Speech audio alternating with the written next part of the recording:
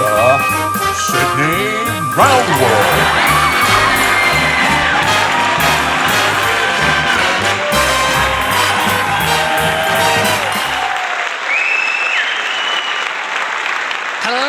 Hello, good evening, hello and welcome to this, the TooFatLardies Oddcast.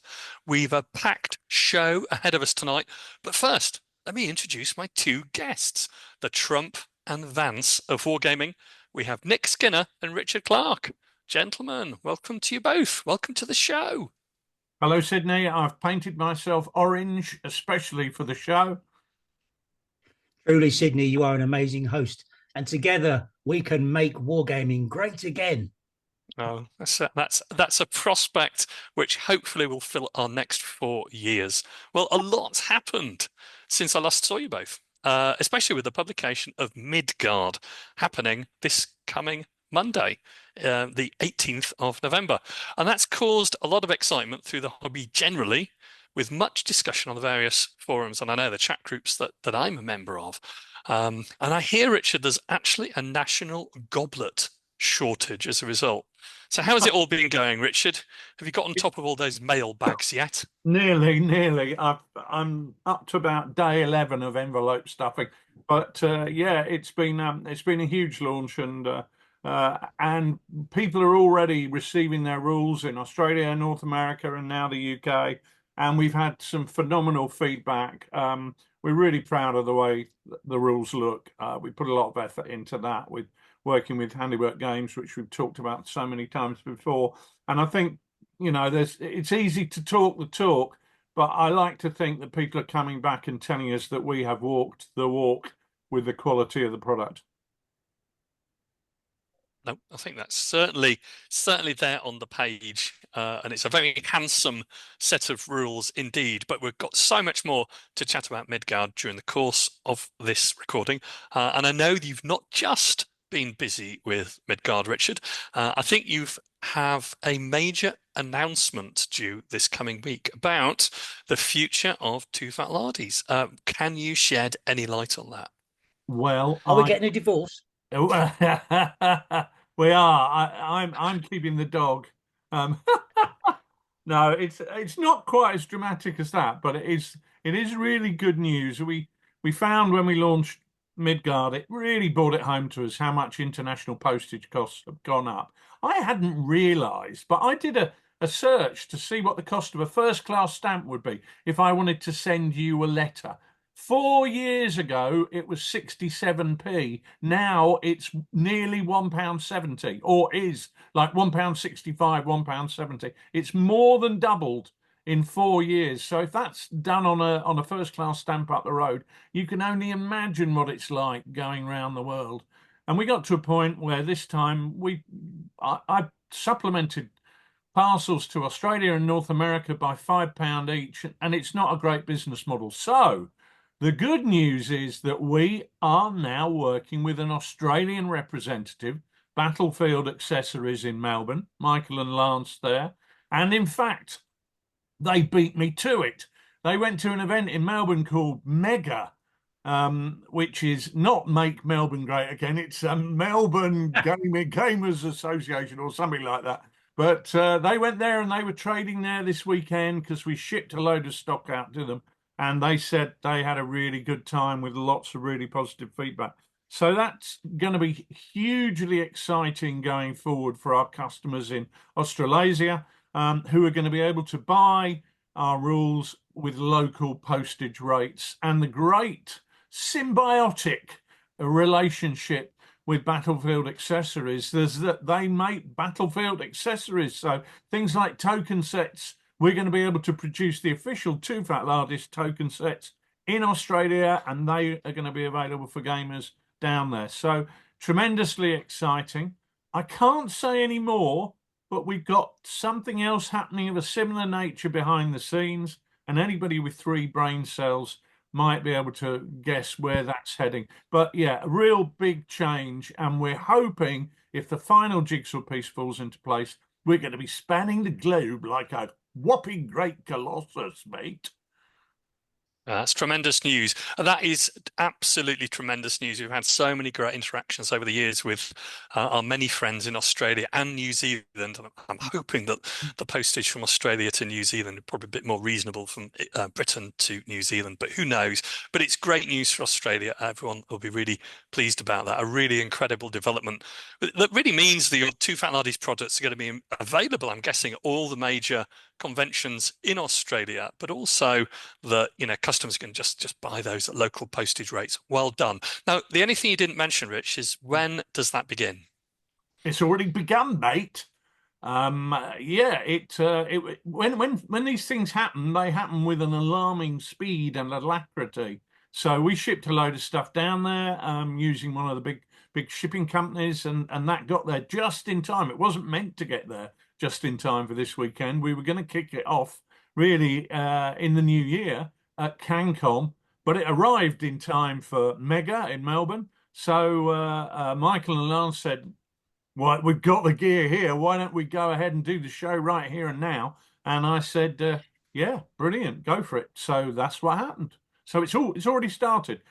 We haven't really got the full range of products there yet. We're going to be getting cards out to them. They're going to be getting the token sets ready.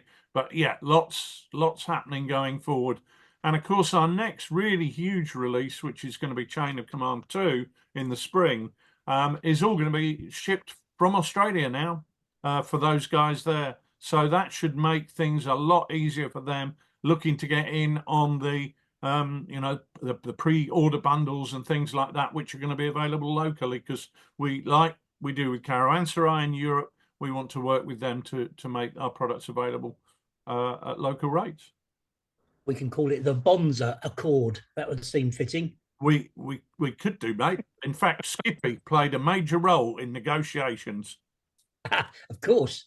Yeah, well, they're going to be storing it down a well until they're ready to distribute it. Well, that was why they got it early, because Skippy discovered it down a well. That helped them get it out. Great news. That's excellent. So that's been happening on the business side of things. But what about you personally? So I'm going to ask you first, Rich. Actually, Nick, I think, for a change. What have you been up to, Nick? What hobby stuff have you been painting and making? Well, I've actually been able to get into the garage to make some progress with some stuff, Sid. So I was able to get some casualties, some resin prints, 3D German casualties for my Chain of Command games. I do like the idea of having telling the story of how the action unfolds with a few casualties strewn over the place. Sounds a bit grim, doesn't it? But I quite like the storyline that they create. So I got these ones off eBay, actually. They're a bit cartoony, if I'm honest. They're a bit cartoony, but they will do the job and they paint up okay. So I'm really pleased with those. I've been terrain building another city corner dwelling, a sort of 3-story urban building has gone through my production line, come out the other side. So again, that's going to look nice. And I've undercoated another block, if you like, for the next one. I don't really know why I'm doing it. I haven't got a table in mind. I just really quite enjoy it, actually. And I find it quite easy to get terrain out of the shed and spray a bit and then put it back in the shed and then get it out again the next day and do a bit of PVA and then get it out again, do the next. I find it quite easy to do that. Whereas figures I find quite tricky. I like to paint figures in a run if I can, and I don't have the time to do that. So I've been doing a lot of that, but mostly today, mate, I've been putting together a double-fronted IKEA wardrobe with sliding doors, which has been a tremendous piece of fun. And I have to say, actually, if all model kits went together as well as that IKEA wardrobe did, then we'd be laughing. There's a few model manufacturers could take a page out of the IKEA book and learn it in their own models, mate. And do meatballs. That would be good. No meatballs. We had it delivered. I couldn't face the prospect of going to IKEA. So with my daughter moving home, we've made her some more space in her room, which maybe will give me a bit more space in the garage too. So we live in hope. Did she previously live in the garage then? No, but some of her stuff did. Yeah, right. What about you, Rich? What have you been up to apart from stuffing envelopes? Well, apart from stuffing envelopes, nothing really. Stuffing envelopes, more stuffing envelopes, stuffing more envelope stuffing. On and on it goes. Those three words in repetition, in perpetuity almost. But I have stuck together a few Northmen cavalry from Fireforge Games, which Nice. nice thing about these are for Midgard, believe it or not. The nice thing about these being plastics is the classic cut and shunt opportunities. So I've been using them with a lot of head swaps with Perry miniatures and a few, even a few figure swaps. So the sort of lead guy in this group of six is a bit more War of the Roses Perry's, but on the same Fireforge Games horse. So I've been putting them together. I've been getting my leaders together for my human force for Midgard, and that's included Warlord Games Landsknecks, Artisan Landsknecks, some of the Perry plastic stuff. So a real mishmash of stuff. I don't know if you remember the leaders that I did for my Renaissance Wars thing, where what I did was if the leader was a level 1 leader, he'd be 1 figure on a base. If the leader was a level 2 figure, he'd be 2 leaders on a base. I'm trying to do that with Midgard because I think it visually gives you the sort of aid memoir of having those figures. So yeah, I just literally had been able to stick a few plastic figures together during some downtime, but I haven't had a chance to get them on the painting table yet because I've just been too busy. But lots of exciting things happening. I was before the great envelope tsunami of 2024. I was shifting a load of stuff into the new storage unit, which I thought, hey, we've got a new storage unit. I bought all these big metal cupboards and I thought these are going to take so much stuff. And then I filled it instantly, completely. But we have got room on top, which is a big triangle where it goes up into the ceiling. So Nick, we can look at what else we can store in there, and I might try and do some IKEA type triangular storage construction. But yeah. Nice idea, mate. Nice idea. Sid, one other thing, of course, I've been working on as well, which we should mention while we have the chance, is that Lard magazine is in production. Articles have been coming through. Content's looking really quite nice and chunky. Last year, we hit a whopping 260 pages. I've got no idea at the moment how big this year's looks like being, but we're underway. So thank you to everybody who sent their stuff in so far. If you still have a contribution that you'd like to share with Lard magazine, then you can email us at lardmag@TooFatLardies.co.uk, lardmag@TooFatLardies.co.uk. And we're willing to look at any kind of contribution really across the whole world of lard. So anything from IBSM to troops, weapons and tactics, to chain of command, to sharp practice, to Kiss Me Hardy, to anything, scenario ideas, game management ideas, painting tips, you name it, put it in. What goes in it is written by you, the listener. Terrific. And when's the deadline for that? If I can get stuff in by the end of November, then we have a chance of getting it out in the first 2 weeks of December. Splendid. That gives people just a little bit more time to sit at their computers or their paintbrushes and get those in. So that sounds like a fantastic end of the year addition to the stable of publications. Well, for a change, we're not going to go to the workshop today for the very good reason that we have a special guest with her. I know it's been a while since we've had a guest on.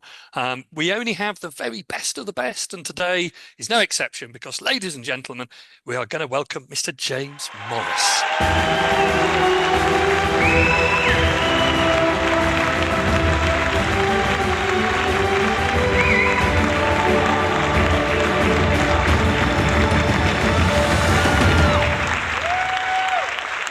So James, welcome to the Oddcast.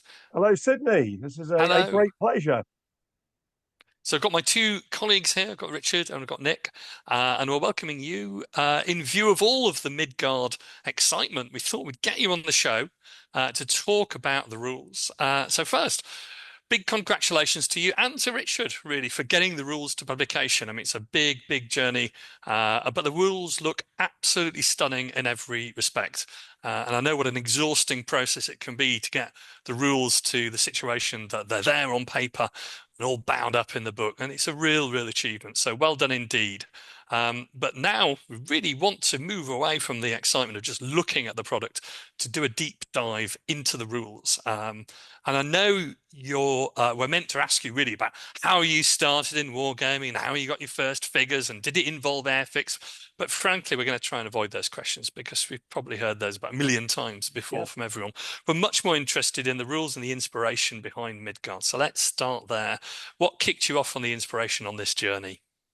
It's a cliche, but I wrote Midgard because I just couldn't find the rules set that I wanted out there. That might sound a bit hackneyed, but for years I've written additional material for rules, the Warhammer Ancient Battles supplements and so forth.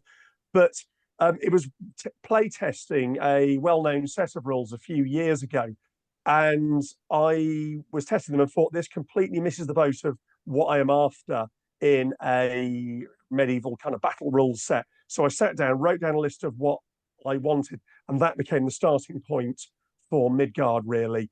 There were a lot of kind of literary influences and stuff over the years as well, just being interested in history, but things like the heroic poems like the Battle of Malden, the Iliad, obviously, Igadodin, and quite a lot of contemporary stuff, things like Lord of the Rings, growing up around that as a kid, reading the Slain 2000 AD comic as a teenager, which is, draws heavily on Irish myth, Bernal Cornwall's Arthur series. So the influences were many and varied, but the key kicker was I couldn't find what I wanted.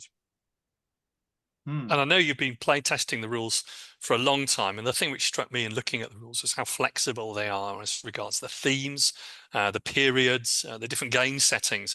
So one of the questions I think I had was, what games did you playtest to ensure that you were covering that broad span of gaming opportunities in the rules? It was many and varied. The whole thing kicked off with Celtic myth, really. I wrote them up to do a big Celtic myth second battle of Moytura game in 2019. And then my group would play another big battle game, and somebody would say, well, hey, why don't we just use Midgard for this as well? Because you've written it and we know that it works and it would be right for this with a few tweaks. And then it just went on like that, essentially. And then we got a really good core engine, which we were then able to adapt to different periods. So, I mean, off the top of my head, we did lots of early medieval Dark Ages games, Wars of the Roses, El Cid, Trojan Wars, Punic Wars, Romans and Celts, Norse myth, 100 Years' War, Middle-earth, Greek myth, Jason and the Argonauts. So we went all over the place. And some of this, as it developed later on into a commercial project for publishing, then some of this was deliberate to go, okay, yeah, let's check out, let's play the flying rules using the harpies to see if they work. But a lot of it was just led by our projects. And what we found within the group was that actually the rules were flexible enough with troop type adaptations and special abilities to switch between periods. Yeah, and one theme which runs through the rules, this idea of heroic deeds, which is something which is common to many of the periods and settings that you just mentioned. They feature heavily in the rules. So one of the things I wanted to mention and to talk about was how they work and what was your historical and legendary inspiration for heroic deeds. I mean, it's an easy thing to say, but how do you compress that into a set of game rules? So in terms of heroic deeds, the concept really kicks off with all the heroic poetry, the legends and so forth. Again, Iliad, Battle of Malden. But I think what really got it moving for me in terms of military history was reading the work of John Keegan, the famous military historian. His books, The Face of Battle and The Mask of Command, were critical because he really talks about heroic leadership in some depth in his books. And he looks at the origins of heroic leadership with Alexander the Great modeling his activities on the battlefield, modeling those of Achilles in the Iliad. And he looks at leadership. That the face of battle is fascinating because he compares the Battle of Agincourt with the Battle of the Somme, and what he's got really going on there is unpicking how much heroic leadership was a key part of the mindset of going into battle for medieval and ancient leaders, and that later on, so in the Battle of the Somme, for example, your leader isn't expected to be right in the front line doing all the fighting and the killing. In fact, they've been armed with a revolver, so they can't do much of that. Their job is to inspire and influence the chaps to do the killing. Whereas when you go back to the Battle of Agincourt, Henry the Fifth, excuse me, is expected to be there in the front line, setting a personal example. And I feel that many wargames rules work backwards. They start from a 20th or a 19th or 18th century viewpoint, whereas I wanted to start from what you could call a medieval mindset, I guess. So trying to encourage that within the game. There's a definite influence as well from the big men, obviously within Lardy rules. And you're making choices all the time. The decision making of TooFatLardies games is definitely there in Midgard, though the mechanisms are different. And as heroic leaders in Midgard, you need to make very careful choices between personal heroism. Do you spend your mighty deeds tokens challenging single combats, triggering great battles and fighting, or do you use them in a command capacity to keep your troops in line, try and keep order in the ranks, and hang on to one just in case you get an arrow in the head at an inconvenient point of the battle to re-roll that risk to heroes test. So, that was the inspiration. That's kind of where it went. So I find that really interesting, James, what you were saying there. And my ears pricked up at the Keegan connection and the leadership, etc. Because, people will know that I don't play a lot of fantasy games, but I'm really interested in historical actions. And what you're offering here is a rule set that enables us to play historical games as well as fantasy encounters, and that real world experience, that real historical action. So I can really get the taste of that if we play Midgard. So, for instance, I could use it, could I, for Normans and Saxons to refight Hastings and do all the kind of stuff you've just been talking about. I don't need any goblins or elves or anything like that. I can just use my Dark Ages or early medieval armies. No, not at all. I mean, as it says on the tagline, it's historical, legendary, and fantasy battles in an age of heroic deeds, and that really is what it's about. So you can play it absolutely straight for battles like Hastings and so forth. Can I just pop in there and say, and echo Nick what you were saying about John Keegan, because I think really John Keegan's Face of Battle was the genesis for TooFatLardies, wasn't it, Nick? When we both read that and both compared notes, it was a moment, or it was a Damascene moment, really, that the blinding light in the sky, and you think, I've been getting it wrong until now. This has really changed my perception of conflict. So really interesting. Yeah. We can have arrived here at the same point, but our journeys start from the same point as well. But really positive. Sorry, Sydney, I'm taking over your role as host. No, that's totally fine. Please add in, chaps, as we go along. Another sort of theme which I really saw running through the rules, and it's really well signposted, reputation, which is another one of those themes like heroism. But reputation is a really interesting mechanism, and it's one of the stable of mechanisms you use, because that serves as a method for determining the end of a game. And the end of a game, over the years has changed from being, how many units are routing away, but reputation is one of those things which is very thematic, obviously, and it's really linked into the ending of the game of the rules. And it's a bit similar to force morale in the Lardy rules, because it goes down when bad things happen, but it can also go up during play. So there might have been an inspiration. It was, but actually it all started off with playing Euro games, so German and Dutch board games and whatever in the 1990s. So things like Carcassonne, Tikal. There was a game I played very early on called Lowenherz, a German kind of feudal board game. And all these had victory trackers, either separate or going around the outside of the board. So when you completed actions or rounds, you scored victory points and you lost them for certain things. And I thought this is a brilliant mechanism because playing things like Risk and Monopoly and whatever as a child, I loved games, but they were painful because of the lack of clear victory conditions apart from knocking everybody out and falling out with your family. So, and also that, you know, they didn't really operate to a time limit. So that really was the core inspiration, to be able to see who was winning at any point during the game and to be able to call it if people had to go home or get up for work early in the morning or whatever. And I think, you know, when you get into ancient and medieval battle rules sets in particular, there are some great sets out there, but for my money, just too many of them involve a little bit too much maths at late stage of the game. You're sat there with a pen and paper trying to calculate what 33% of the points cost of this command or that command is that's being lost, to calculate whether people are fleeing or routing or whatever. And, you know, whilst battle is obviously a muddy business in game terms, we need something clear, I think, to dictate the narrative at that point about who is winning and losing. Definitely Chain of Command Force morale was a bit of an inspiration there.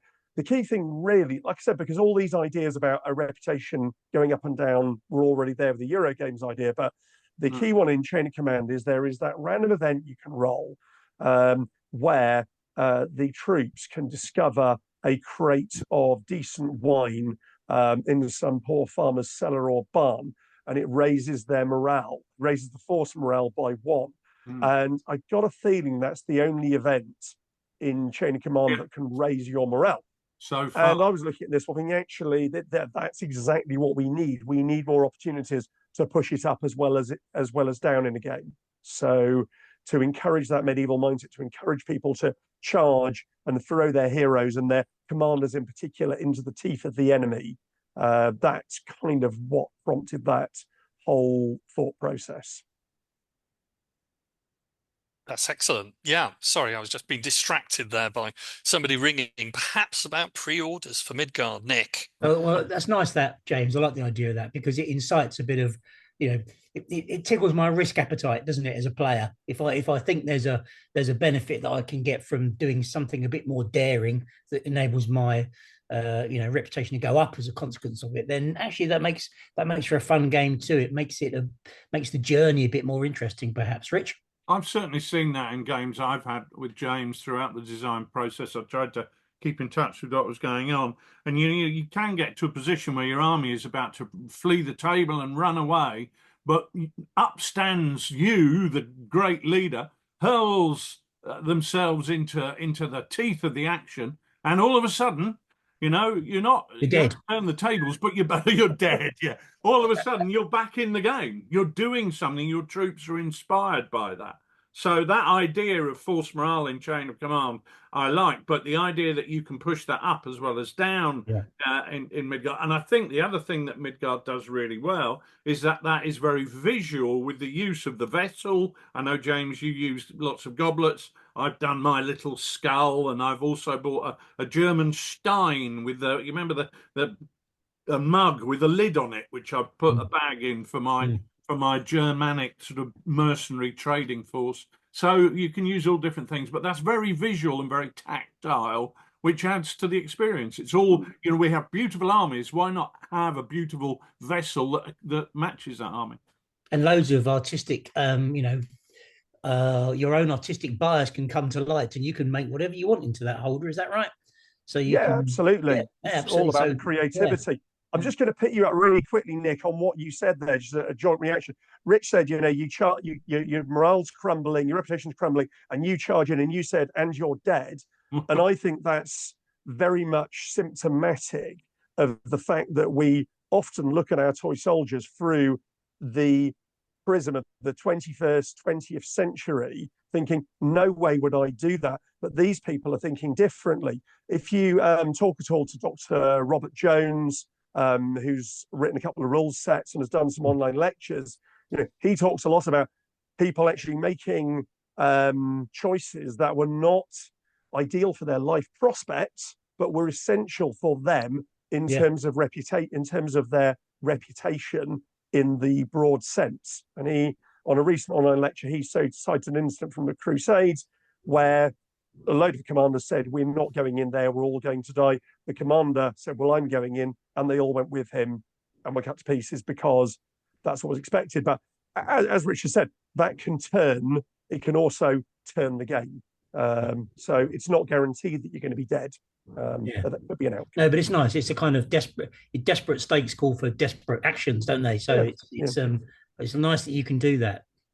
That cultural dynamic adds a lot of authenticity when that's really right there with the legends, isn't it? And then you can have an interesting discussion at the end of the game whether those cultural dynamics were realistic, which in historical terms you can look at, and in legendary terms maybe not so. But that's a really nice, mechanism. I really enjoyed that. Now, talking still about mechanisms, were there any mechanisms that you liked and they thought were good but just had to abandon in the playtest? I mean, that's a bit of an awkward sort of question, but I think we've all killed our babies at sometimes in the sort of rules writing process. It definitely happened. A lot of complexity got stripped out as time went on. So originally I had a mechanism more similar, in fact, to Shotman, whereby the number of combat dice that your unit threw went down proportionally depending on how many stamina points damage they'd taken. Now it's very simple. It's when you go to half strength, you drop to half dice. That came out relatively early on because it was just that realization that this just isn't adding anything to the game and it's making it harder to pick up. But there were two key things that popped up when you asked that question. One of them was shooting. This took a lot of sorting out in the summer of 2022. We were in a big round of play testing. And this is where you're kind of modeling abstract versus, my little men, one man is one man on the table kind of concept. And shooting during charges was the big tricky because Midgard's not really a shooting game. There is quite a lot of shooting, but the key function of shooting is to disorder the enemy battle ranks before they get to you in a very medieval fashion, but also to try and pick off leaders, hoping that Harold's going to get an arrow in his eye before he gets to your line. And we had a mechanism. I was playing around with various options about how you could have a stand and shoot mechanism. So, in Warhammer, for example, it's very absolutely standard that your troops can shoot in the shooting phase, or if they get charged and they've not shot, you get a stand and shoot activation where you get to shoot first. And I tried that with Midgard, but it was just a little bit too complex. It was sad to take it out because it gave us some brilliant moments in games. We played a huge game of the Battle of Dagestan in 2022, where the king of the Irish was killed in a charge because his unit charged towards the enemy's Saxon unit. They threw their javelins. His unit was hit by javelins. He rolled a double raven and died. And it was a brilliant, and then the whole charge failed as a result. And it was a brilliant narrative moment. But actually, as time went on, I was considering all the options. And I thought, well, this adds a layer of complexity into the game. When you've got not a really complex turn sequence, but it's not an activation game where you're activating this unit, then they're done, and this unit is done. So what we ended up doing instead was, if you did it this way, you would forget where you were in the game often. So what we did instead was if you throw your javelins as you get charged, you're going to add half your shooting dice to your combat dice. So that gets rolled into the combat procedure. So it still makes charging a unit of missile weapons and especially formed archers an unpleasant proposition, but it gets rolled into the combat resolution rather than having to do a shooting resolution and then a combat resolution and all the time that entails. And you can still get the same result. There's still a chance that your hero will roll a double raven and whatever from the hits that come up and the risk to heroes tests and die as part of the charge. But it was an area where it was kind of gameability versus simulation, and the gameplay came out on top. I think that's one of the key decisions the game designer has to make is how much I like this mechanism, but how much is it actually adding to the overall gaming experience? And I think that brevity and compactness and streamlining of a system is often more important than modeling every single aspect of the combat. But making that decision is one of the hardest things to do as a game, especially if you quite like some of the results that are coming out. So 10 years ago, I probably wouldn't have looked twice at it, but now definitely, given that my goal was to provide a game that was relatively simple to learn in the mechanisms, but harder to master, you know, as the classic thing is, I wanted to strip things out. On the subject, there was one more rule. And Rich, you'll be glad I didn't put this in, because this came in after I'd submitted you the main manuscripts at the end of 22, maybe start of 23. And that was support my reputation. So, and it was really hard not to pursue this one, because this is a really Midgard idea. So in Midgard, you can gain, the only way to save hits on your units in combat is by support saves, as we call them. So this is where you have friendly units to your sides or rear that are unengaged in the battle that give you dice that allow you to save hits scored upon you by the enemy. And, you know, as Rich knows, having played a lot of games, it's a core mechanism. Keeping a strong shield wall together with rear support is critical to breaking through the enemy. Anyway, at the moment, and as it is in the rules, the support mechanism works on the type of unit. You get 2 support save dice for heavy units and 1 for light units. But at some point last year, I had a brainwave, but wouldn't it be great if the number of support dice you got was equal to the reputation value of your unit? So if you've got Arthur's Comitatus or whatever that's maybe worth 4 reputation points, you roll 4 support dice instead. And it's a very Midgard idea. But the key issue with it is that if you want to check the reputation, you're probably going to need to look back on your troop roster. Whereas if you need to see whether a unit's all light, you don't need to check anything on your roster. You can see it in front of you on the table. So actually, whilst a number of the playtesters really, really liked the idea, and I liked the idea, it was, no, keep it out, because right now we've got a simple enough game that you can play by looking at this, but it was removing that additional layer of complexity. It might be something up to you in the future, but it's what I always say. Every time you have to look at the rules is like going in a pothole when you're driving down the street, and you want playing a game to be the smoothest experience possible. You don't want to be hitting those potholes. So I think that was probably a good decision, Nick.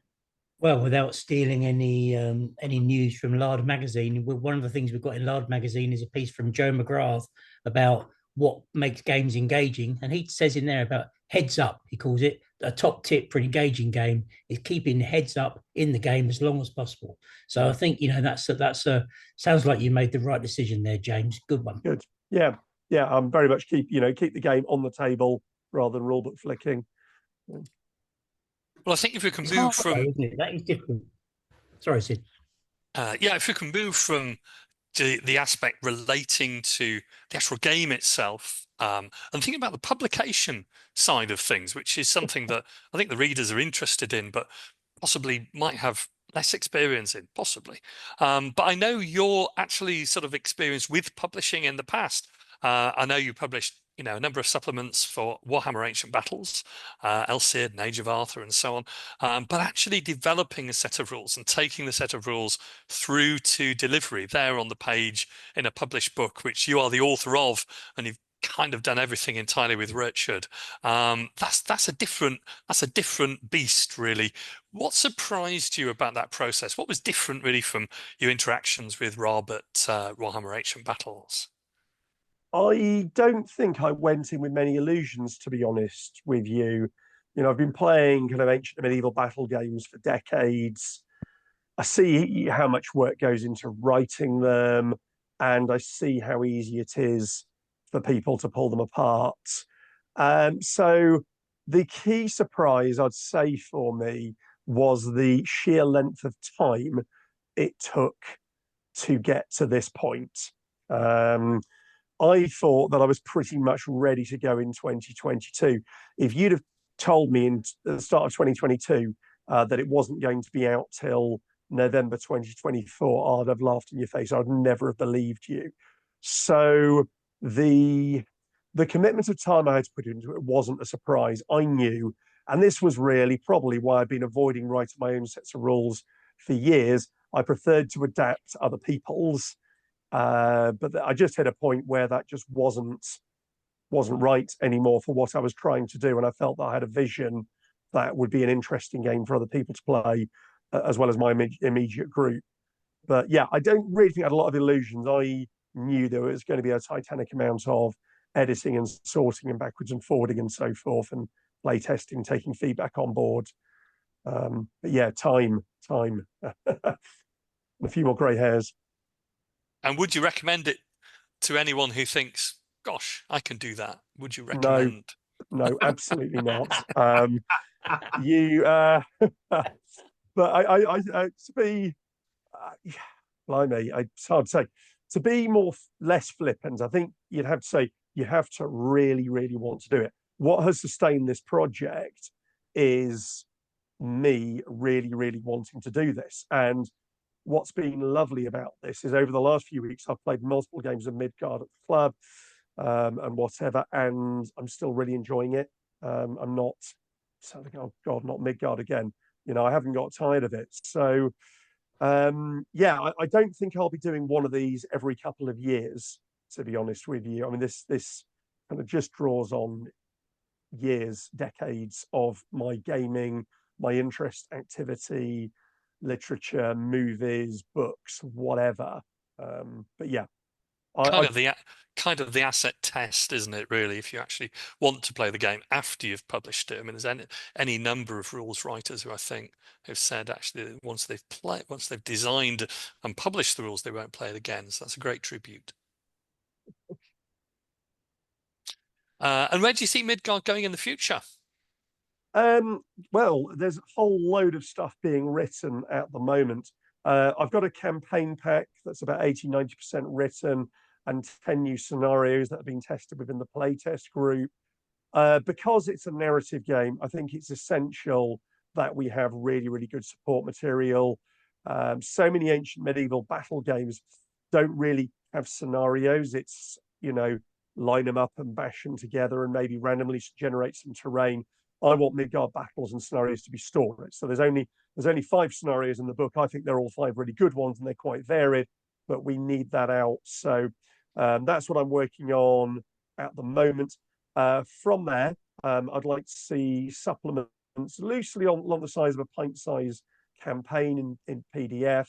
And again, one of my key reasons to sign up with Ricewitz Press to publish is the fact that the business model is built on this kind of online support, having easily priced PDFs easily available for people. And my goal really is for people still to be playing Midgard in 5 years' time. So that's really going to require good, interesting supplements, good online support. So that's very much my goal for the immediate future. Excellent. Well, thank you very much for those insights into the game and its evolution. We'll all wish you well with that in the future, Nick. Sid, I have a question, if I may. If James can indulge me with this, because I've had a look at the rules. 137 pages of wonderful content, and as it says on the back cover, this book contains all the rules that you need to play, including sorcery and flying sections, 5 scenarios, 12 sample force lists, and an appendix to help you create your own forces and heroes. But there's one thing missing, and this is a question that I've never had the answer to satisfactorily delivered in 50 odd years. I've asked Sid this question. He gave me some old waffle of an answer. James, let me ask you this: what is an orc, and how is it different to a goblin? They're the same thing in Tolkien. What is an orc? It's the same thing as a goblin. Well, I don't know. What is one of them? Okay, so Tolkien, goblins have always existed in folklore, in various Nordic cultures. So the word goblin is not a Tolkien invention. The word orc, though, I believe, is a Tolkien invention. Tolkien invented these guys as baddies over a number of years for his imaginary world of Middle Earth. In the Silmarillion, it says that the original orcs were corrupted elves, but Tolkien uses the names interchangeably in his writing. However, in general fantasy lore, so the Dungeons and Dragons thing was really inspired by American students getting into the Lord of the Rings in the 1960s, all paperback editions in the States. And from there, they separated orcs and goblins out. So that's why nowadays you have this definition of separate orcs and goblins. But from a pure Tolkien point of view, there isn't really a difference. Tolkien, I mean, in The Hobbit, Tolkien uses the word goblin more frequently. I think orcs only appears a couple of times. And he may have picked goblins there because that book is very much initially aimed at children, and he felt they'd be more familiar with that rather than orc, which is his own term in terms of their fairy tale stuff they'd learned as kids. But essentially, I think that's the evolution of it.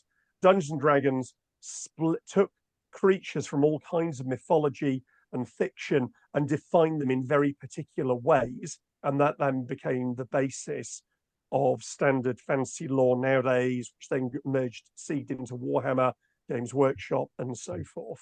So there's your answer. They're the same thing, but in modern culture, they've been split for a goblin to be a smaller, weedier creature and an orc to be a slightly bigger one. Which is the most ugly, an orc or a goblin?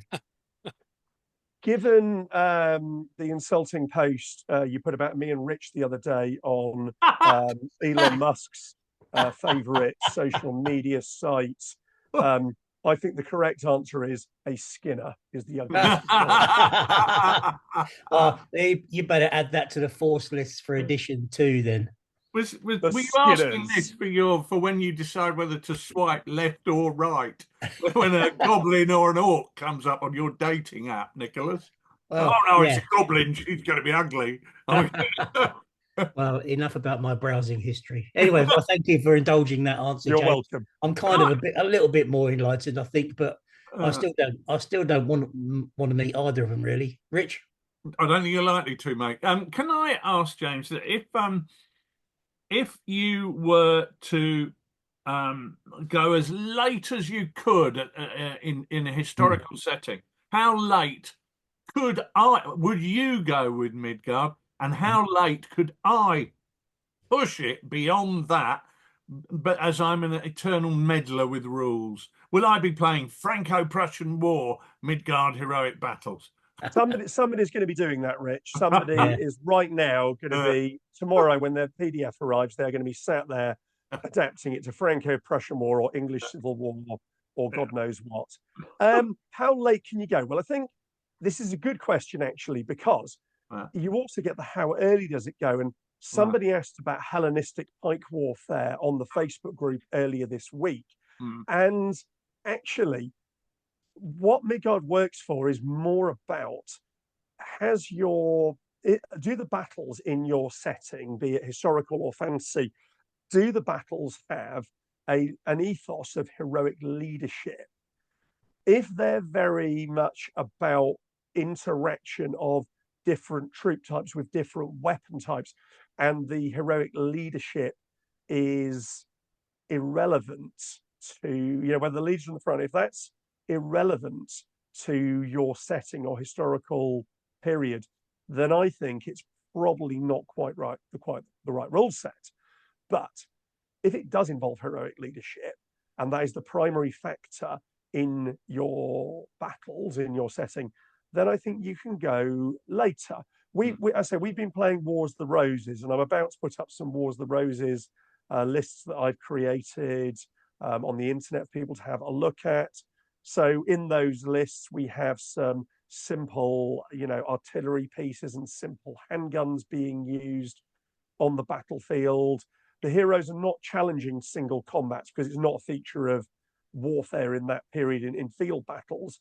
But obviously, I mean, look at, Richard III in Bosworth, in Bosworth in 1485, that the heroic example of leading from the front is still an essential. So, that takes you up to 1487.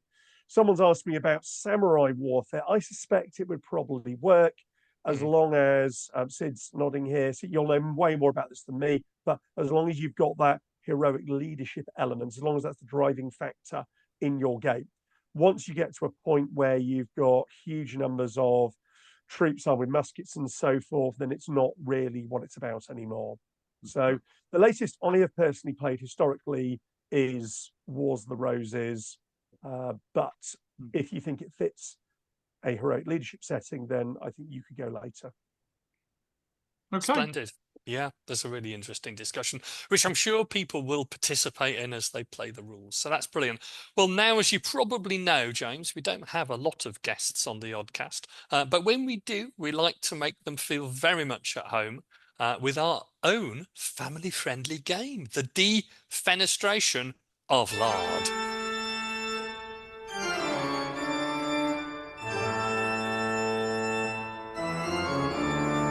The Defenestration of Lard.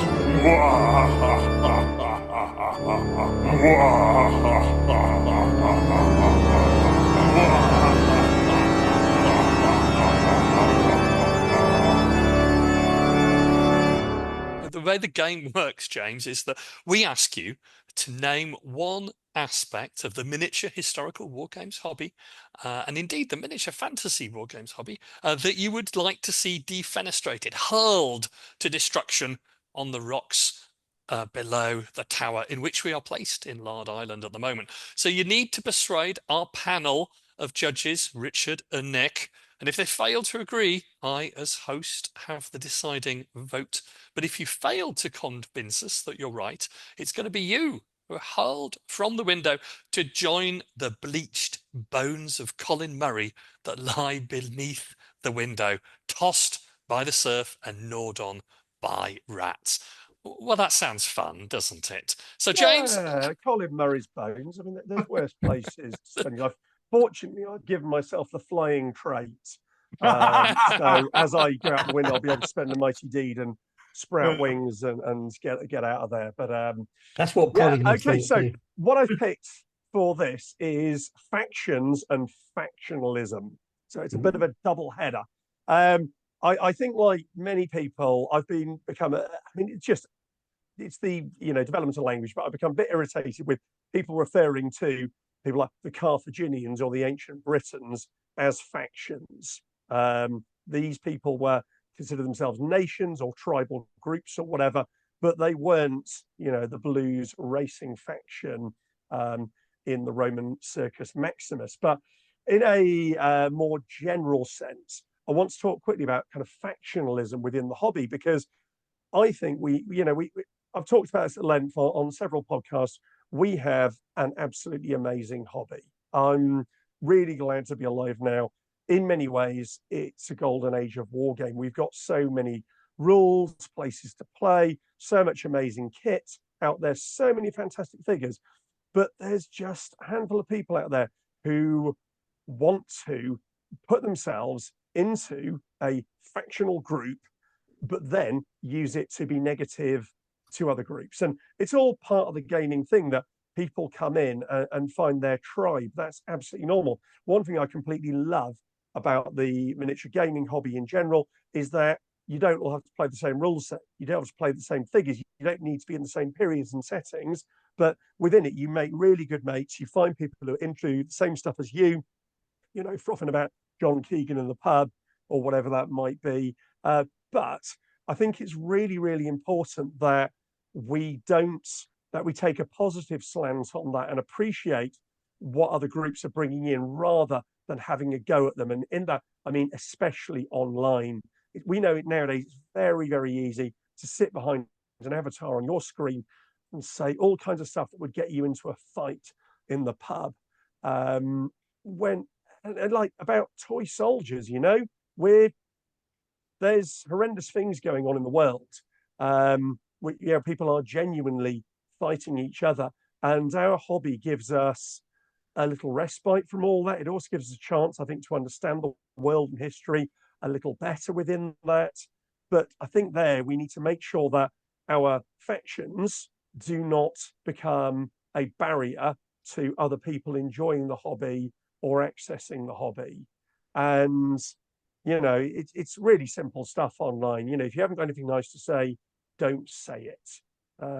There's groups out there for all kinds of different people, and this has afflicted, I think, the sci-fi and fantasy market fan base more than it has the historical market, but you still get it. And we don't need the snobbery. You might, privately feel that you prefer playing this game more than that. That's absolutely cool. No one's forcing you to play the other game, but pulling down a group of people online who are enjoying it, I just don't see the point.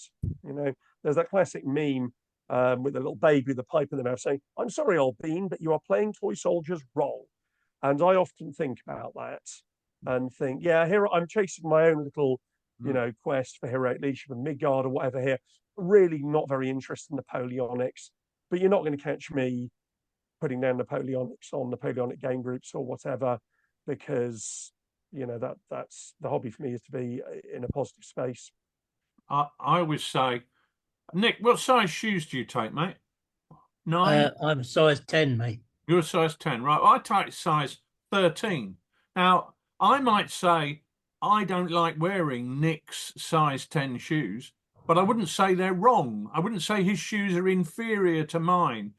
It just happens that size 13 suits me and size 10 suits him. And I feel what you're saying is like that in wargaming. Just because you like one thing doesn't mean that somebody doing something different is getting it wrong. Yeah, completely. In wargame, it's a very, very interesting hobby, because we're not all gathering together to do the same thing. If you play chess as a hobby, for example, the rules are the same all over the world. You'll go to tournaments that will be the same, all across your country or whatnot.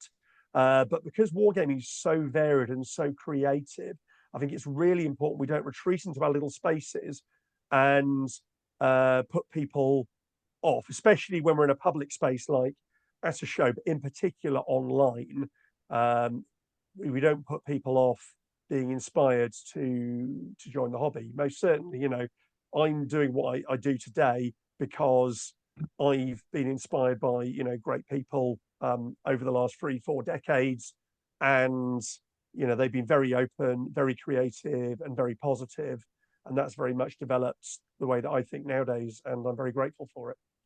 So yeah, so really I'd like to defenestrate factionalism within the hobby, because I don't feel we need it. Fantastic, very erudite there, James. But is it going to be enough? I've got some very hard judges here. Sid, well, I don't have a vote. Obviously, I got the casting vote. But Nick, how have you decided? Do we defenestrate factions and factionalism? Well, it's a kind of a hard one to speak against, isn't it, really? Because it's such a strong case, well put. And it is a tune that we've all sung to, I think, over the past few years, and certainly I think we've been quite strong advocates for. So to suddenly turn around and propel young Mr. Morris through the window at high speed would seem to be a bit unfair based on that. I mean, Rich's conversation about shoes. I wear my size 10s because they're very comfortable for me. And I've tried to squeeze into size 9s, but they don't quite work for me, and I find it quite painful. I suppose if I wear ill-fitting shoes, I do complain about my ill-fitting shoes. Am I stretching the metaphor a bit far yet? Yes. Yeah. Is anyone but I think it's forcing you important to wear that your those shoes, though, Nick? I think that's Say that the again. question. Sorry? Is anyone forcing you to wear Rich's shoes? Hey, no, this is it. Nobody dare force me to wear Richard's shoes. And thankfully our tastes are quite different in that regard. But I think, yeah, if you can be one thing in life, be kind. That's kind of the sort of thought process that goes with this as well. And kindness and banter and abuse are all really difficult. Gosh, there's a deep conversation to be had there about what when banter becomes abusive online, especially. So, well, how can I possibly not agree with our guest, Sid? So that's one vote in your favour, James. But Richard, hardest of the judges, you've heard the case presented. Do you understand what's at stake? I do. It's a matter of some gravitas. James, you actually quoted my mother unknowingly when you said, if you can't say anything good, say nothing at all. My mother spent her entire life talking bollocks, but that was the one thing that she said that was totally true. So that stands in your favour. You're right. I agree with you. However, on principle, anybody who quotes my mother deserves to go out the window. So, Sydney, whilst I agree with James, he's committed the carnal sin of quoting a cardinal sin. Sorry, not. Thank you. Well, hopefully not. She's been dead a while. But so I'm going to pass the judgment to you, Sydney.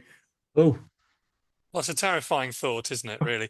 I mean, I think that it's very difficult to argue against what James is saying, really. I mean, there is an element of saying that one person's tribe is another person's faction, and the measurement between a friendly tribe of people with like-minded interests and somebody who's tipped into factionalism can be quite thin, really. And nobody's saying that you can't have views on things, but I think the aspect really of factions and factionalism just has a feeling really of something which we don't really want to have part of in the hobby.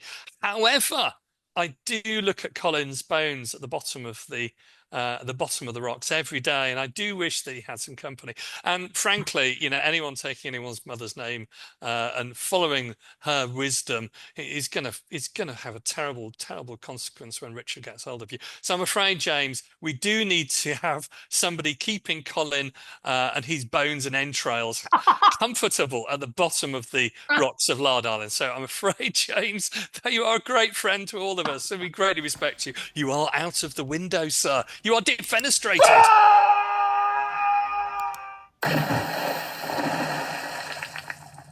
And it was great. It was great having James with us, and we'd managed to close the window, which is always fortunate for the heating bills here at Lard Island. Well, I think Midgard remains a memorial to him, and what a great contribution he's made to the hobby. But I think it's now time for the three of us to move to the sofa in sincerity and discuss our big issue. Sydney Roundward. He's got red trousers. Sydney Roundwood's Sofa of Sincerity. Now, I thought it was a tremendously interesting discussion with James, and it ties in nicely to the topic we're discussing, which is what is the future of wargaming publishing? Now, the reason I asked this is that we were having a conversation this week about the second edition of Chain of Command that's currently being worked on. Now, Richard, you said to us that the rules are going to be about 60 pages, but by the time the lists and the scenarios are added, that's looking more like double that size. So with international postage rates having increased a lot in recent years, even on domestic front, I think it's time to think about how we distribute wargames rules and how we publish wargame rules. So even on the domestic front in the United Kingdom, the cost has gone up from a first class stamp being 70 pence in 2020. Now it's now £1.65, so 70 pence to £1.65. So in the UK, we might be mildly surprised at being charged £5 to post a set of rules. But overseas postage is even worse. It was over £25 to post a copy of Midgard to Australia, and an eye-watering £27.50 to post to the United States.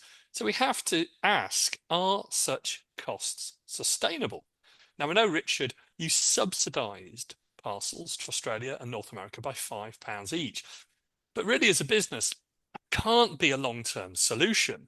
And of course, this isn't just about cost. There's the question of sustainability. We're in 2024 after all. Can we warrant shipping dead trees all over the globe when there's the alternative of a PDF copy that's delivered almost instantly and has zero carbon footprint? And I know there's one podcast that I was recently listening to that suggested that the rules can be maintained as a live document, constantly updated with FAQs and any errata, and accessible to customers who could log in at any time of the day to retrieve the latest edition.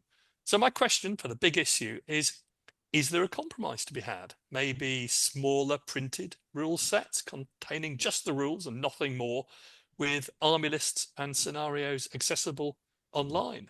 Now, as big issues go, this is one that could well signal the future of TooFatLardies publishing. So, as two men with with a vested interest in this topic, let me throw the question out to you.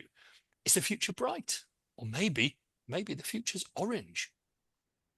I think that's a different product, Sid, but yeah, it is a question, isn't it? Because I was shocked at the cost of posting to long distance. Now, part of the issue there is Midgard's a stunningly beautiful book, and it's very comprehensive, in which we wanted it to be, and that was an important part of things. We set ourselves an objective in terms of page count, and it went over that, but we had to take a conscious decision and say, if we take these extra pages out, is the product going to be a lesser product as a result?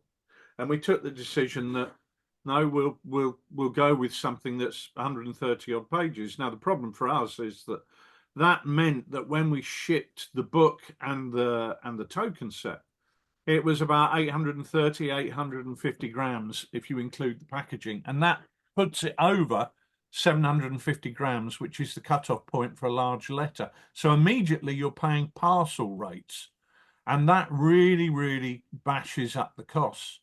So when I look at Chain of Command, I'm thinking, well, Chain of Command isn't going to be the piece of art that Midgard was, because with Midgard we're looking to plant our flag firmly down into an area of fantasy gaming, which demands really high quality products if they're going to be noticed by people. So we had to step up and up our game in that respect. Chain of Command, quite frankly, we can't maintain that degree of production quality in terms of artwork. I hope we can maintain the degree of production quality in terms of the quality of the text, the quality of what's written, the streamlined nature of the rules, and so on and so forth, and obviously an enjoyable game. However, it does make me think that what you're saying might be right. I've had a couple of emails this week. One from a bank saying that we're no longer sending out bank statements. It's all going to be downloadable PDF. And the other one from a health insurance company that came through saying our magazine is now going to be in PDF format. We're not going to be sending out our usual quarterly magazine, which no bugger reads anyway, let's be honest, because we want to protect the earth in terms of use of resources. So I do wonder, is there room for saying, well, the rules are actually 65 pages long, and we can provide the lists and the scenarios and the army building, faction building to upset James, the army building section on a website, free to download. There's a question there, but I think possibly from my perspective, this is about customer expectation, isn't it? If you say to somebody, here's a set of rules and it's 65 pages long, they're going to say, well, that ought to be half the price of something that's 130 pages long. But in truth, the cost of a set of rules is not the printing. The cost of a set of rules is the development time and the all the finances that go into play testing and constantly traveling around to different places, putting the game on, and we do live in an age where people write rules and publish rules as a business, and that includes me. And when you get into that, it ceases to be the hobby publication run off on the Gestetner machine at work, or using Works photocopier and stapled together on the sly before anybody else gets in the office. And you have to say there is a cost involved with rules being produced professionally.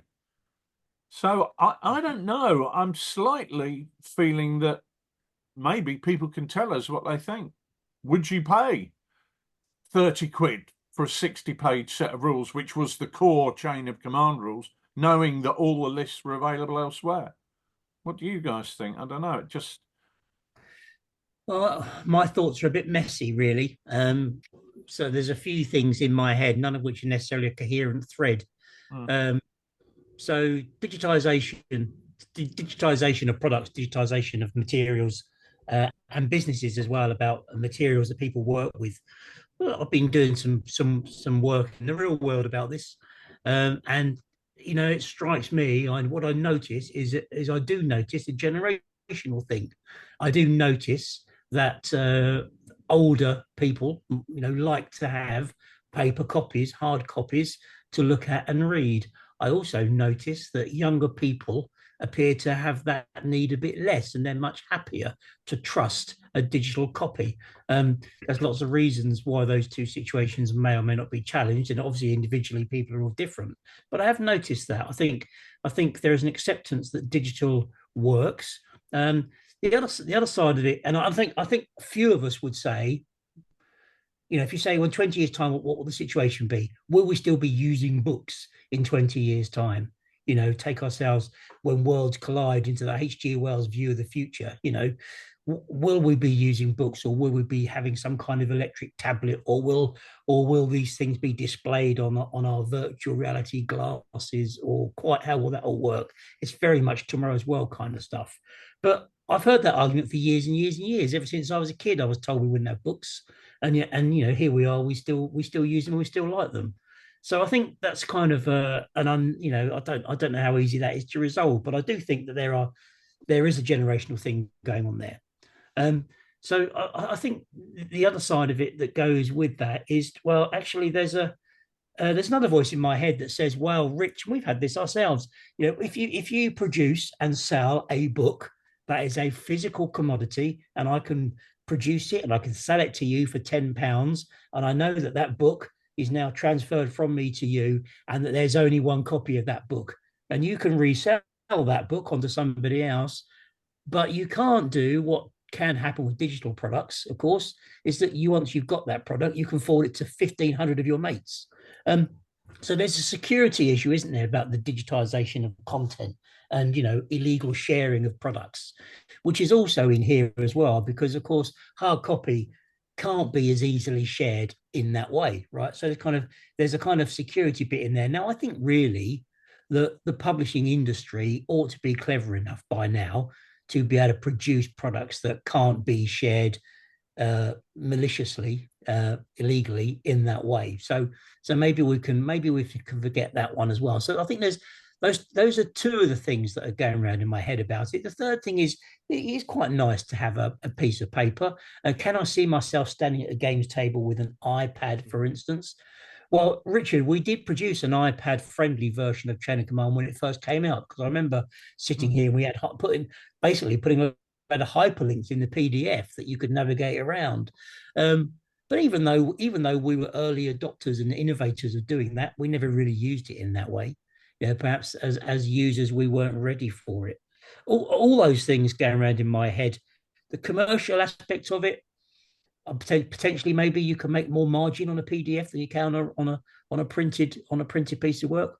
I don't know. Maybe that's true. Maybe it isn't, because as you say, the cost that goes into it is the cost of the development time and play testing as well, and the rest of it is just factored in as kind of business model, isn't it? So I don't really know. I don't know any of that's any helpful or not. It's just my muses. I'm very much like you in that I understand what the question is and the problems that there are, but I don't think I have a solution. I think one point worth bringing up here is the idea of having a live document set of rules, which sounds absolutely fabulous. Hey, the rules are as up to date as they ever can be. They've got all the errata in there. They've got FAQ sections. Problem is with that is if you answer every FAQ in the rule set itself, it becomes voluminous. And there is a point where brevity is more important than absolute clarity of thought. And by that, I mean, when you say you cannot take out a tank with an umbrella, that is a very clear rule. If you then add on to that a paragraph explaining about why you can't take out a tank with an umbrella, it becomes, well, turgid is a word that I was talking to somebody about the other day. It becomes that. It's too much information. Sometimes rules have to rely on the fact that they give you the rules. And if you want to discuss why the rule is the rule with the game designer, then that's something you can do online or in another place, a pub or whatever. But it's impossible to justify every single rule, otherwise the document gets too big. Then we have a situation whereby if you have this live document, which is up to date all the time, which set of rules is the correct set of rules? Somebody who's bought the original set of rules and never bothered to update it, somebody who updated it a month ago. You get into situations where different versions of the rules create conflict. You are almost better, well, not almost, you are better off having a set of rules that is only 99% right than having 3 sets of rules which are 99.5, 99.75, and 100% right, because it just creates conflict. So whilst the idea sounds great in theory, in practice, it just becomes crazy and unworkable. And nobody wants to be having to download a new set of rules every time they're going to run a scenario or play a game, and then have to read through the entire rule book to find out which 3 words have changed. So that it just isn't practical. I think a lot of this is about customer expectation. I'll go back to that again. It's lovely. When I look at the feedback that we've had online with people receiving Midgard in the last 4 or 5 days, it's just been so rewarding to see the positive comments that have come through. I mean, I had one guy send me a message saying, you really, really raised the bar with this. And I think, he said, I've been buying rule sets for 40 years and this is just the best thing I've ever seen. And you look at that and you think, it is a long and hard and tortuous journey to get to this point, as James very openly said. But it makes it worthwhile when you get comments like that. And I think that's because having the physical product in our hand, looking at it, it's more tangible. It is something that exists. Whereas a PDF on Adobe on your iPad is more ethereal. You can't touch it. It doesn't. You don't have the gloss laminate on the cover that makes it look beautiful. You don't turn the pages in the same way as the new another beautiful page emerges. Sydney. Yeah, I think that you're putting your finger on a lot of the things that attract me to a physical copy of a set of rules. I mean, it's a tactile experience, isn't it? It's something, as you say, which you can physically hold. It's attractive. It's also portable, and it's portable regarding of your battery usage. It's portable regardless of which tablet you've got with you. It's also something which I think, to some extent, looking at the rules that we've got over the years, there's a pride of possession in having those rules, and there may be an investment value in those rules. I mean, I remember, the Games Workshop rules of the 1980s now go for quite a pretty penny online, to be honest. Who knows whether that will be the case with things like Midgard in the future, but he's certainly taken a step in the right direction because it is such an attractive book. I sometimes wonder if it's like a question of the consumer experience as opposed to the marketing experience. I mean, I think for consumers, we want to see and feel that we're getting value.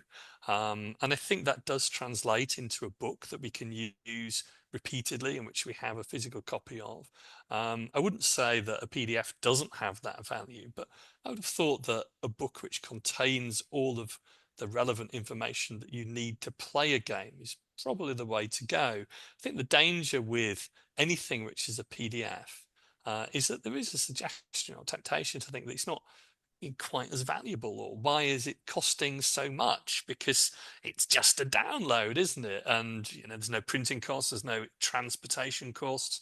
So why is it costing as much? There is a slight temptation that you feel that you're getting what you pay for, and if all you're getting is a digital copy, which what if it crashes, what if my tablet crashes, what if I can't get a replacement copy, what if I can't download another copy, have you just wasted your money? Whereas I think with a book, most people who have a book that they enjoy, a set of war games rules, they'll look after that, and they might sell it, they might pass it on, but they'll look after that. And I think that all goes to the aspects which you've described about the book having an experience all of its own. So, I've obviously heard many people say, well, books are redundant. I don't really see that. And if anything, I think that books are just as popular as they were, if not more popular. The number of people using Kindles is probably less. I'm saying that off the top of my head, but it seems to be not as many people reading Kindles on the train on my commute, but a lot of people are reading books. It's interesting. So what we're saying is a bit like beauty is in the eye of the beholder, perception of value is in the eye of the beholder. So by having something tangible, you perceive it as having value. By having something that is a physical object, it has value. If you have exactly the same information, but it is in electronic format, it doesn't cut the mustard in quite the same way. Interesting to see that one of the big wargames publishers recently has produced another edition of a set of rules, and they're putting the PDF out at £25, which 10 years ago, £25 for a PDF, people would just simply not have paid. So maybe there's more, maybe there's a slight movement. Nicholas? Well, it's interesting. I just could reflect on what you said there, Rich, because all the kind of hard business research is that people will pay you more for a product that they have touched and held. That's kind of the reality of it. It's worth more to them because it has that to it. It's the psychology of the product and the experience of consuming it that's crucially important. In that, I've got lots and lots of audio books, but actually they're not quite the same as my bookshelves full of books downstairs, where I prefer hard copy, not hardback even, not just books, but hardback books. Sid? It's a really good point there about the psychology of the product. I mean, it's a slightly airy-fairy sort of term which is used, but that's right. There's loads of digital products out there. So it might be an investment, which, we don't have gold or cash under the mattress. We have an investment which is online and you can check on your bank account. But this isn't the sort of type of digital product that you have to have. This is a pleasure. This is a joy. This is something people can pick off the shelf and just read through and just really enjoy. And the psychology of having something on your hands that you can enjoy, I think, is a key point which makes these products attractive. Nick? Why can't you have both? Why can't I buy a set of rules that's hard copy and I also get the electronic copy? Is that the model for the future? Is it out of the question that you get both? Is there a package that includes that works in that way? If I subscribe to Economist magazine, right, I can get the hard copy and I can access all the digital kind of things. I can do the same with Wargames magazines. What's the Wargames rules equivalent of that? It gives me that hard copy that I can put on my shelf alongside my copy of Bruce Quarry's Napoleonic campaigns or whatever. But then it's actually, I've got the flexibility to have the electronic version at my fingertips for me to take with me to We Have Ways Fest, so that I can look up the armor value of a Panzer IV at the table on my Kindle. But that doesn't solve the problem of £25 postage, because having both still involves £25 postage, or having both still involves killing trees and shipping them halfway around the world. Well, part of the solution lays in your business model that you've discussed earlier on, doesn't it? If you're able to have your distributor, then I, as the consumer, don't have to pay that cost. Yeah, I can go down to the great outdoors war game shack in Wagga Wagga and buy my copy of Water Tanker straight off the shelf. True. Yeah, and I think that the aspect relating to doing both, I mean, that's very popular in the role-playing industry. You buy a set of role-playing rules and you get a PDF copy.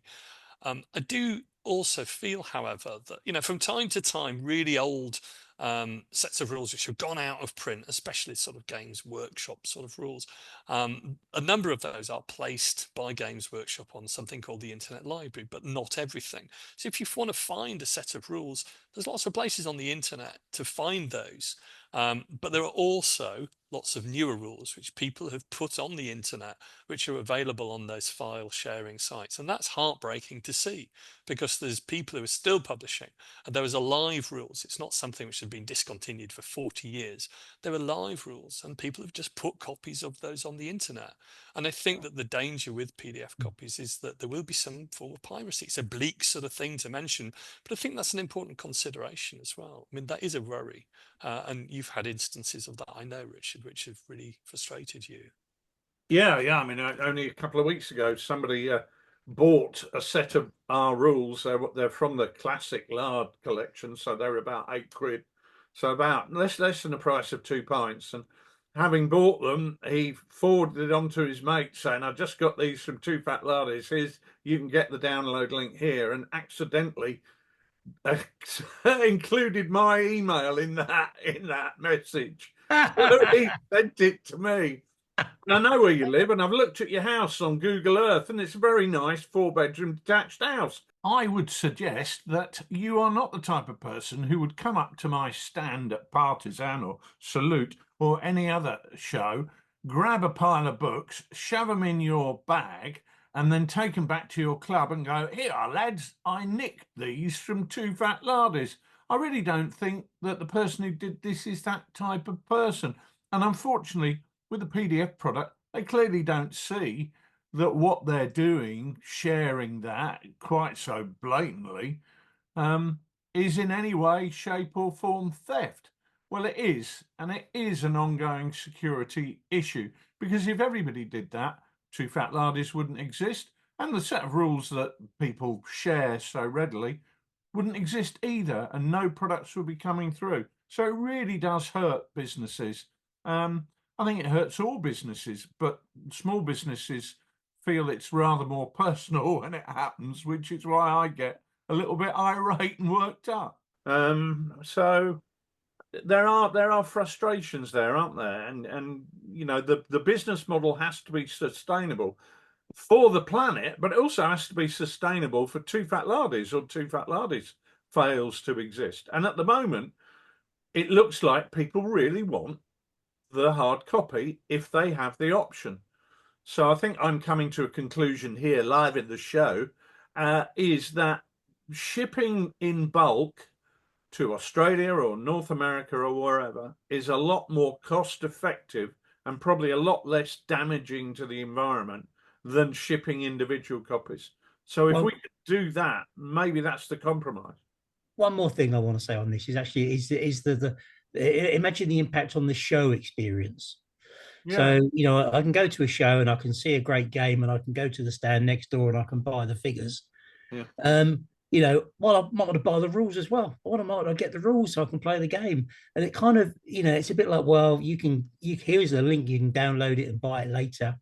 Yeah, that's not the same, is it? Why would I bother going to the show? You know, I could just stay at home. What does it mean for shows if all our products become electronic? You know, it's kind of what would be the purpose of the gathering? There's something about the physical nature of the rules as well as the figures. There's a reason why we use figures and we don't play computer games. It's there's something about the tangible that lots of us like, the tactile rather, you know, maybe aspect of it that a lot of us like. I was just going to say that if the rules go electronic, at what point does the game go electronic? Where we play on one of these, what are they called? Steam. Yeah, we play on that, or and then figures go out the window, and we no longer need the figures. Yeah. And there's been so many false starts with people saying books are going to go, magazines are going to go, but they haven't. People want them. Somebody told me in 1971 that inches were going to go and we'd all be using centimeters, and we're not. Was he French? But he had some onions and a bicycle. There's a choice there, isn't there, that people are making to have a hobby which has certain analog elements that we all enjoy. You know, as you say, there's a tactile experience with figures, there's a tactile experience with painting, and a craft experience, even an artistic experience. That doesn't mean to say that you can't have digital art. It's just as good. Won't mention anything about AI art. I'm going to go on down that rabbit hole. No. But the hobby is full of analog experiences. So it's perhaps unsurprising that we come out and say, well, the analog experience of owning a book in hard copy form is an enjoyable one, because it is an enjoyable one. Whether Sid, that means, yeah. Sorry, Like I please. say, I don't want to go there necessarily, but you open the AI box, right? So AI rules is another big topic for conversation at some point. Now that we've defenestrated James Morris, all subsequent editions of Midgard will have to be produced by AI. Well, I don't know. There's probably a resurrection spell somewhere in Midgard. I can't remember if there is. I might have skipped that page on the plane. It's a little blue tablet, Sydney. Well, I think when we're into blue pills and red pills, I think we're probably at the end of that discussion, that excellent discussion on the sofa of sincerity. But before we go, we just have to say hello to everyone who attended Steel Lard in the wonderful city of Sheffield this weekend. Freudian. The wonderful and very welcoming city of Sheffield this weekend. I'm very sorry I couldn't get there in person. My son was 18 yesterday, and I also had some international traveling this week, so I couldn't get there. But well done for everyone who attended. I'm sure you had a great time. Now, also, there's a French-Indian War sharp practice event at Bristol Independent Gamers running from the 30th of November to the 1st of December. 28 players playing 4 games over 2 days, plus curry and beer and lots of laughs. Please get in touch with Bristol Independent Gamers, big in Bristol, if you're interested. Well, that's all for us this evening. I'm sure you'll all be glad to know that we will be running a 2024 TooFatLardies Advent calendar starting on the 1st of December and running that right through to Christmas Day, when we will have our festive oddcast. So please do tune in for that. But until that, it's good night from all of us. It's good night from me. And it's good night from him. And it's good night from them. And we'll leave you with Roger Barraclough and the band, of course, to play us out. Night, everyone.